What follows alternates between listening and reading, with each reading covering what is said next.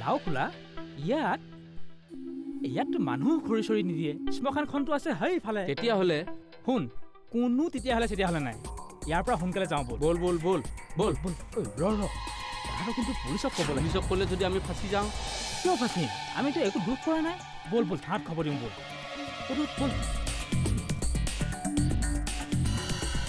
খৰি কাটিবলৈ গৈ দুজন মানুহে এটা লাওখোলা আৱিষ্কাৰ কৰিলে তেওঁলোকে লগে লগে গৈ ওচৰৰ থানাত খবৰ দিলে আৰু থানাৰ অচিজনে তেওঁলোকক লগত লৈ সেই ঠাইত উপস্থিত হ'ল এই ঘটনাটো ঘটিছিল আমাৰ অসমৰ এখন অখ্যাত গাঁৱত সেই মানুহ দুজনৰ তৎপৰতাৰ ফলত এই লাওখোলাৰ ৰহস্য ভেদ হ'ল আৰু সেই ৰহস্য অতি শিহৰণকাৰী আছিল আহকচোন যাওঁ সেই ঠাইলৈ য'ত এই লাওখোলাটো আৱিষ্কাৰ হৈছিল এইটো ছাৰ মাটিত আধা ফুট গৈ আছে আমি কিবা হ'ব বুলি খানা নাই ছাৰ ভাল কৰি এনেই এইটো আপোনালোকৰ কাম নহয় বৰা হয় ছাৰ কিবা এটা কৰি এইটো খন্দাৰ ব্যৱস্থা কৰক হ'ব ছাৰ আৰু এইফালে কিবা আছে নেকি ছাৰ আহক আপুনি মোৰ লগত খানক আহক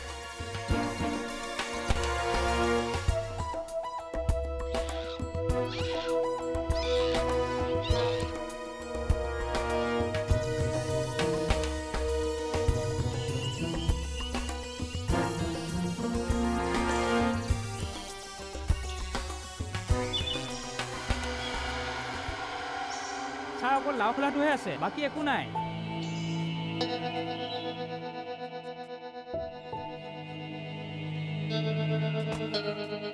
ৰ'ব এইটো দেখোন সৰু ল'ৰা ছোৱালীৰ লাওখোলা ডেড বডিটোৰ বাকী পাৰ্টছবিলাক ক'ত গ'ল ছাৰ ঠাইখিনি ভালদৰে চালোঁ কিন্তু বাকী একো নাপালোঁ ঠিক আছে বৰা হয় ছাৰ আপুনি এটা কাম কৰক এইটো ফৰেনচিকলৈ পঠোৱাৰ ব্যৱস্থা কৰক হ'ব ছাৰ দয়া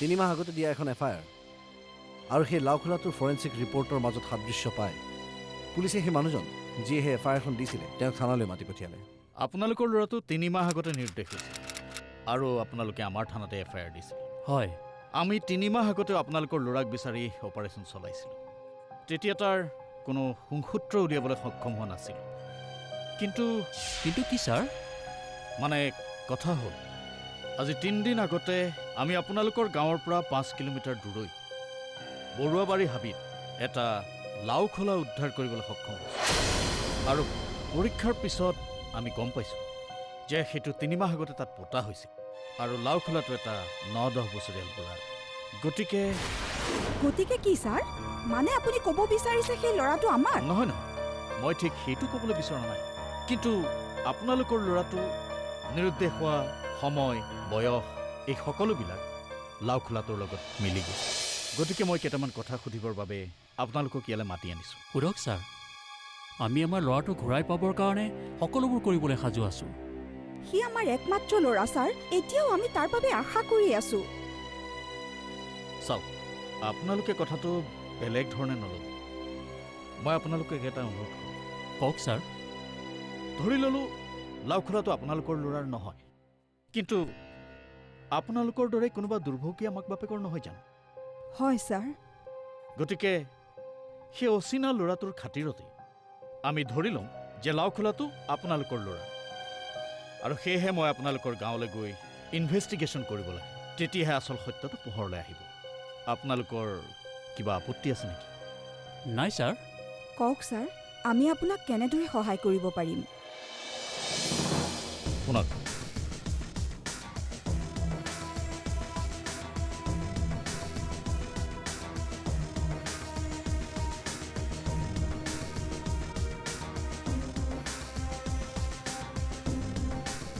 তাৰমানে আপুনি শেষবাৰৰ বাবে ল'ৰাজনক দেখিছে হয় ছাৰ বোধ হয় মই শেষবাৰৰ বাবে দেখিছিলোঁ ছাৰ ল'ৰাজন অকলে আছিল নে লগত কোনোবা আছিল লগত এজন মানুহ আছিল ছাৰ মানুহজনক আপুনি চিনি পায় নাই ছাৰ নাপাওঁ আমাৰ গাঁৱৰ নহয় ওচৰৰ গাঁৱৰ মানুহ নহয় কিন্তু ছাৰ আগতে মই মানুহজনক আমাৰ গাঁৱত এবাৰ দেখিছিলোঁ ক'ত কিমান দিন আগত ছাৰ প্ৰায় এমাহমানৰ আগতে আমাৰ গাঁৱত এজন মানুহৰ লগত দেখিছিলোঁ। ঐ ধীৰেন ৰাগী, তইও মানুহজনক দেখিছ? সেই যে বগাই দোকানৰ ওচৰত আমি যে 3 দিনমান লগ পাইছিলোঁ মানুহজন, অ' সেইজন মানুহ। সেইজন মানুহ ৰাইট। ছাৰ, মই মানুহজনক চিনি পাওঁ আৰু মই তাৰ নামটোও জানো। কি নাম মানুহজন আৰু ঘৰ ক'ত? তাৰ নামটো তাৰকা প্ৰসাদ বৰা ছাৰ। তাৰ ঘৰ তামোলপুৰত বুলি কৈছে। তাৰকা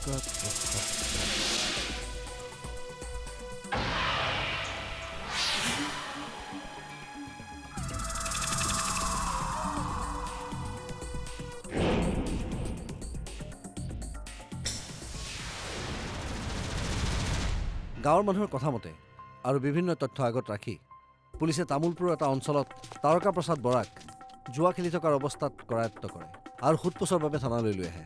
সঁচা কথা ক, তই ল'ৰাটোক কিয় লগ ধৰিছিল আৰু ক'লৈ নিছিলি? ছাৰ, ল'ৰাটোৰ লগত মই কথা পাতিছিলোঁ সঁচা, কিন্তু ছাৰ মই তাক কলৈকো নিয়া নাছিলোঁ। ক'লৈকো নিয়া নাছিলি? তেনেহ'লে তোক লগ পোৱাৰ পিছত সি অন্তৰ্ধান কেনেকৈ হ'ল? ক'লৈ গ'ল সি? ছাৰ মই সঁচা কৈছোঁ ছাৰ, মই এইবোৰ একো নাজানো। সঁচা কথা তই এতিয়াও কোৱা নাই, কবিহে। বৰা, হয় ছাৰ। ইয়াক আমাৰ অতিথিশালালৈ লৈ গ'ল। হয় ছাৰ। অলপ চাহ মিঠাই খালেহে ইয়াৰ মুখেদি আচল কথাটো ওলাব। হয় ছাৰ। আই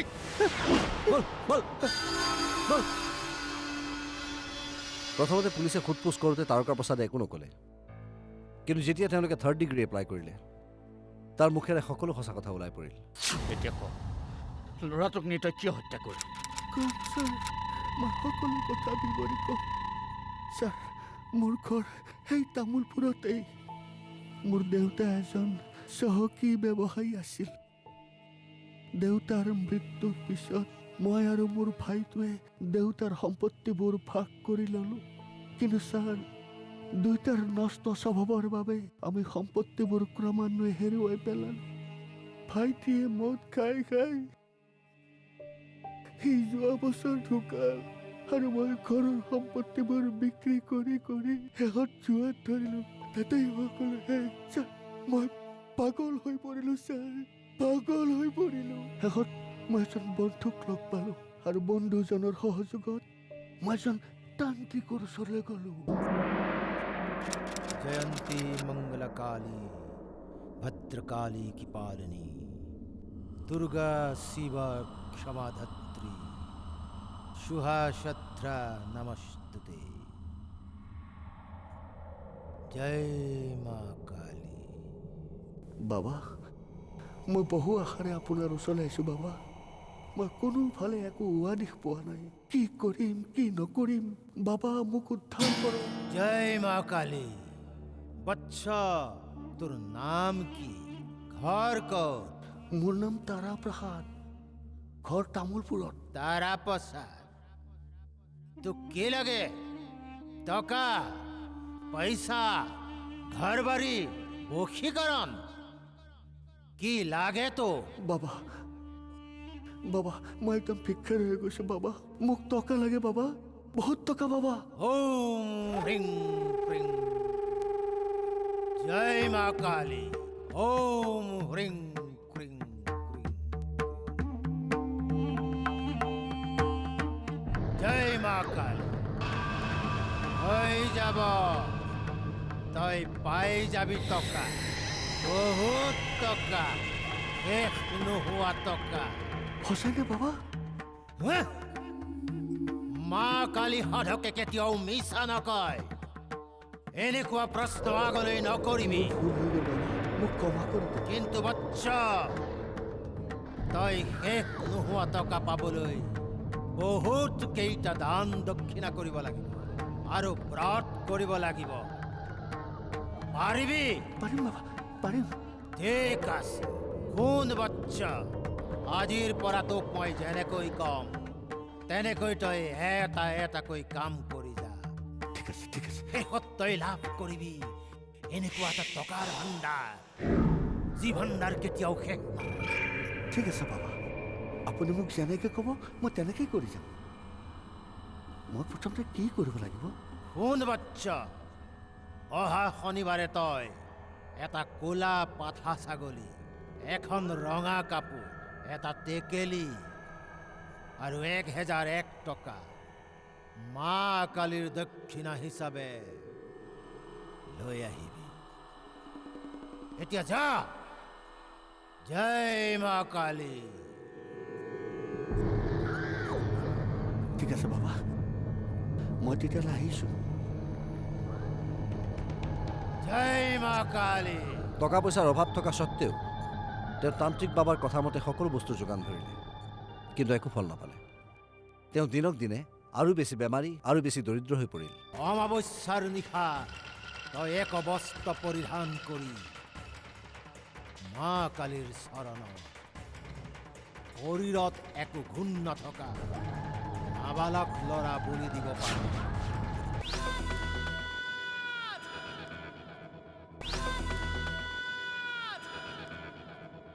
জয় মা কালী আপুনি কোৱা মতে মই সকলো কৰিলোঁ কিন্তু বাবা একো লাভ নহ'ল মোৰ অৱস্থা দিনক দিনে বেয়াই হ'বলৈ ধৰিলে বাবা এতিয়া মই কি কৰোঁ বাবা মোক কিবা এটা উপায় দিয়ক জয় মা কালী বাচ্চা তোৰ ওপৰত শনিৰ দশা চলি আছে তোৰ দোষ আছে কাল সৰ্পত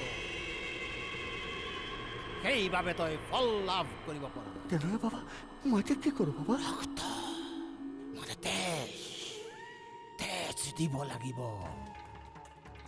মা কালীৰ চৰণ ৰক্তৰে ৰঞ্জিত কৰিব লাগিব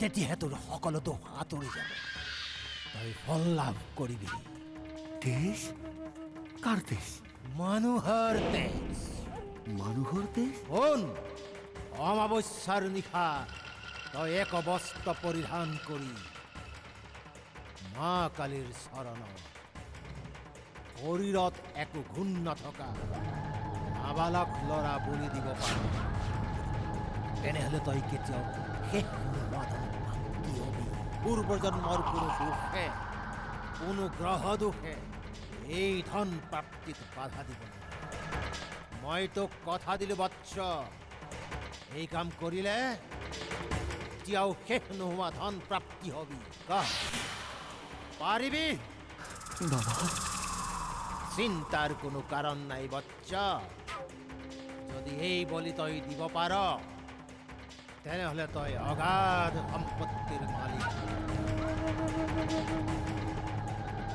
নহ'লে ভিক্ষাৰী হৈ জীৱন কটাব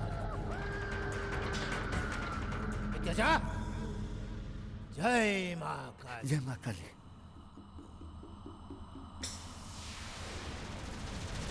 বাবাৰ প্ৰস্তাৱ শুনি প্ৰথমতে তাৰ মূৰ ঘূৰাই গৈছিল যদিও কেতিয়াও শেষ নোহোৱা ধন প্ৰাপ্তিৰ লোভত সি বাবাৰ এই অমানসিক প্ৰস্তাৱক গ্ৰহণ কৰিবলৈ নিজকে প্ৰস্তুত কৰিলে আৰু গাত খুট নথকা নিপুতল নাবালক ল'ৰাজনক বিচাৰি ঘূৰি ফুৰিবলৈ আৰম্ভ কৰিলে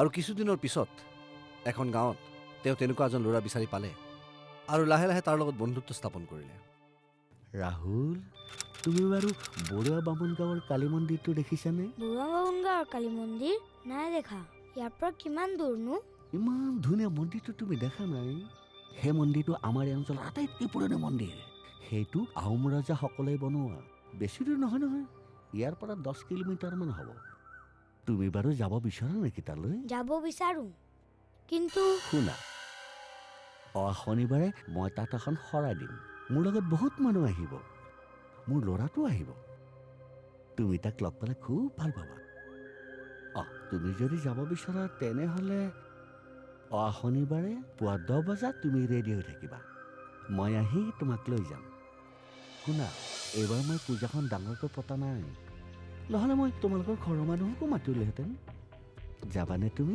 মোৰতো যাবলৈ মন আছে কিন্তু যদি ঘৰৰ মানুহে যাব নিদিয়ে তেতিয়া কিয় নিদিব নিশ্চয় দিব তুমি ঘৰত কৈ দিবা তোমাৰ লগৰ ল'ৰাৰ ঘৰৰ মানুহে এখন শৰাই দিছে এনেও বেছি সময় নালাগে নহয় তুমি 1 ঘণ্টামানৰ ভিতৰতে ঘূৰি আহি পাই যাবা আৰু মোৰ ল'ৰা অজিত জানো তোমাৰ লগৰ ল'ৰা নহয় মানে বন্ধু নহয় হয় কিন্তু আৰু কোনো কিন্তু নাই তুমি ৰেডি হৈ থাকিবা মই তোমাক তালৈ লৈ যাম তুমি তাত গৈ বহুত ভাল পাবা আহো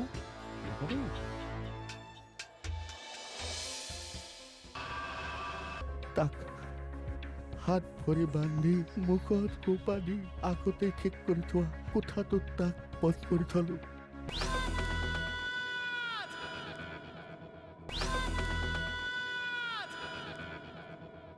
তাৰপিছত শনিবাৰে পুৱা 11 বজাত ল'ৰাটোক লগত লৈ মই বৰুৱা বামুণ গাঁৱৰ সেই কালী মন্দিৰটোলৈ লৈ গ'লোঁ।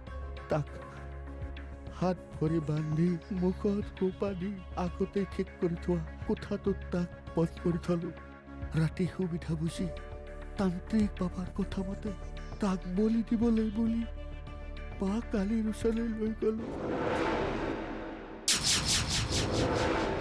জয় মা কালী, জয় মা কালী, জয়।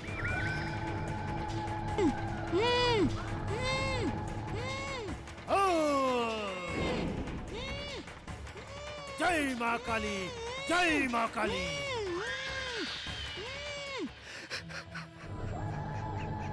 মই তাক বলি দিলোঁ ছাৰ, বলি দিলোঁ। কিন্তু কি পালি তই? কি পালি? পালিনে তোৰ শেষ নোহোৱা ধন? তই আচলতে মানুহ নহয়। মানুহৰ ৰূপত তই এটা দানৱ। তোৰ মুখ চোৱাই পাপ। বৰা, লৈ যাওক ইয়াক। এতিয়াৰ পৰা তই জেলত গণি থাকিবি তোৰ শেষ নোহোৱা ধন। লৈ যাওক।